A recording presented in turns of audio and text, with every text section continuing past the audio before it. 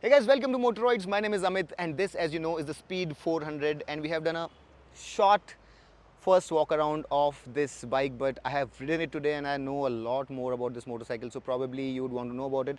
On the 14th, I'm going to come up with a very detailed review, like an all-encompassing video where all the answers, every single question, like whether you can take it to the Himalayas, whether you can take it off the road, whether you can get a certain fuel efficiency from this motorcycle, whether you can ride it long distances, the handling characteristics, the vibrations, everything will be there in that video. But today I'm going to tell you some really interesting details about this motorcycle, and this is all about the specifications and the facts and the figures because it's embargoed.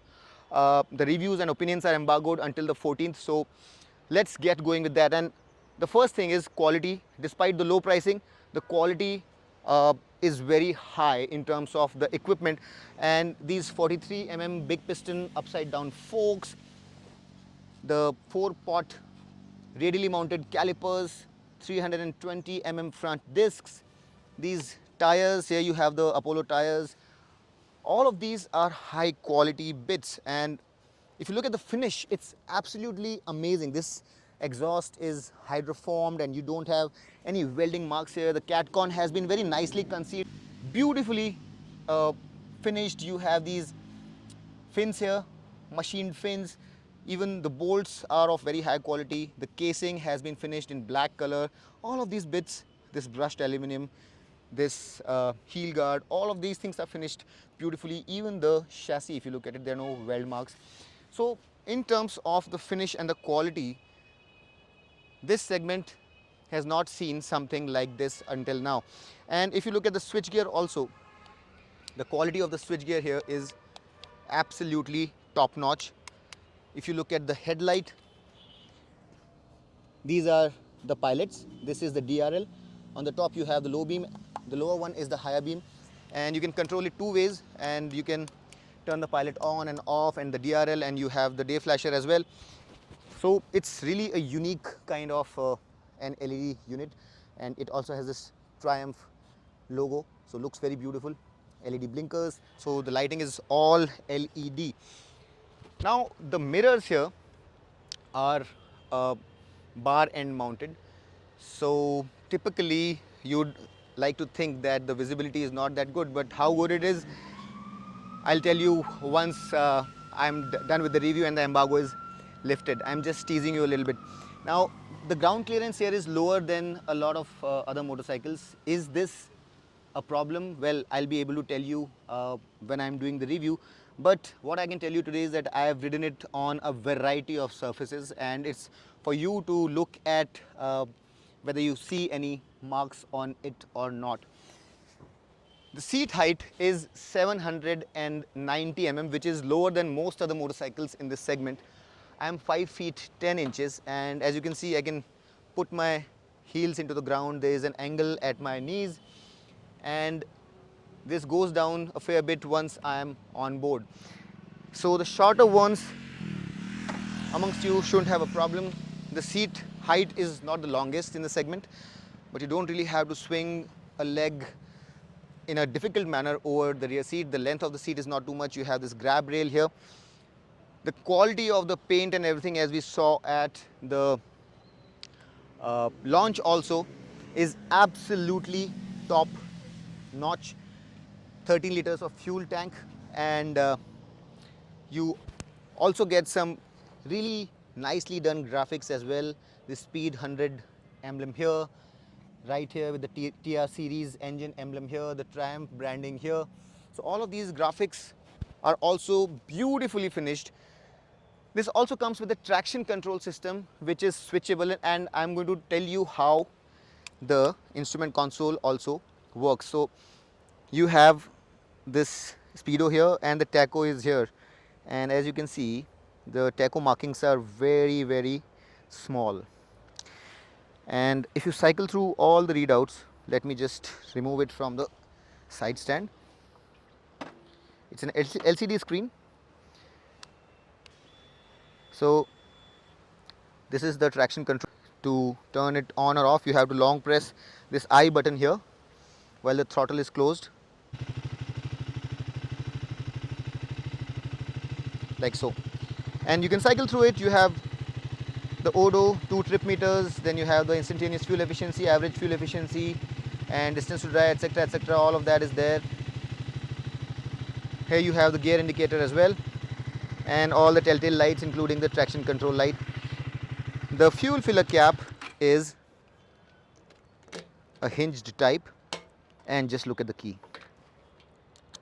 Just look at the key. They have spared no expense. Triumph emblem here. Some missing features, maybe the front suspension also could have been adjustable. The levers could have been adjustable. I wouldn't have minded having some riding modes. All of those features probably could have been there, but I'm not complaining because the other bits are fantastic. This comes with a liquid cooled engine. No other bike in this segment can compete with this engine when it comes to the power and the torque output. Yes, the Harley has slightly like 0.5 Nm more torque, but with the lighter weight here, you have a massive advantage. So in terms of power and torque, this aces the segment, the neo-retro kind of roadster or cruiser segment that you have. The Jawas and Yezdis come with liquid cooled engines, but they cannot compete with it in terms of outright performance. A few more quality bits. This frame here is a perimeter frame and the engine is a stressed member, and as you can see here, you have a part of the chassis coming down and the engine is bolted onto the chassis here, right? And the engine is a stressed member, and the perimeter frame surrounds the tank like this, and then it comes here and you have this subframe bolted on here. So all of these bits are very high quality. Perimeter frame means that the chassis is very strong, and the swing arm is also made of cast aluminum, and you can see it's a very solid unit. So that really means that a lot of money has been spent on making sure that this motorcycle should handle well. Now, just like the front, the rear is also a quality unit. You have a 10-step adjustable monoshock here, unlike the Harley where you have a dual shock setup. So this is technically a superior unit, and the gas chamber is placed outside. A question that a lot of people ask is whether the componentry on this bike is different because this is heavier. Now, the cycle parts, the essential componentry is the same, but because of some changes like the front number plate, heavier, sturdier wheels, because our roads throw a lot of abuse at the motorcycle, so the wheels here are slightly sturdier. Then you have this crash guard, you have the sari guard, the tires are different, they are slightly heavier. All of these things have raised the weight by 6 kgs as compared to 170 on the international version. So that's the reason why. Now in terms of some of the numbers, the 0 to 60 comes up in 2.8 seconds, the 0 to 100 comes up in 7 seconds only, and the top speed is rated at true 145 kilometers per hour. I have also done a very comprehensive test of the cruising speeds and how much does this motorcycle reach in every gear, but I won't be able to share that just now because that's left for the review and I'll have to wait for the embargo to be lifted. Now in terms of seating position, this is how you seat on this motorcycle, and the foot pegs are slightly rear set, and you do put some weight on your arms as well. I rode the Harley some time back and it was a little bit more open chested. The handlebar was a little bit more upright. Here you have slightly more front biased, slightly more committed riding stance. So that's that. How it feels during the long journeys. Would you get tired? For how long can you ride it? All of that will be shared with you when I come up with the review. I have also calculated the real world fuel efficiency of this motorcycle. I'll be able to let you know that in some time. Now, this is the back seat and it's not very difficult to swing your leg over it. It's not very tall. The pricing has been announced and the pricing is absolutely disruptive. For the first 10,000 customers, it's 2.23 lakh rupees, which is lower than the Harley, although the equipment here is much more than the Harley X440. After 10,000 bookings, which have already happened, the price will be 2.33 lakhs, which is still very good. I was expecting the pricing to be in the range of 2.75 to 2.9 lakh rupees, and it's much lower. So in that sense, they have done an amazing job. Talking about a few other things, it comes with a slipper clutch. which is of great use because this is not exactly a cruiser. This is a roadster, and the peak power is produced at a high 8,000 rpm, and the torque also 37.5 newton meters of torque. 80% of it is produced from 3000 rpm. That's 30 newton meters of torque is produced at 3000 rpm, which means that you have tons and tons and tons of torque, and the tractability of this motorcycle should also be very good. I know how good it is, but I'd be able to tell you once you watch the review only. Uh,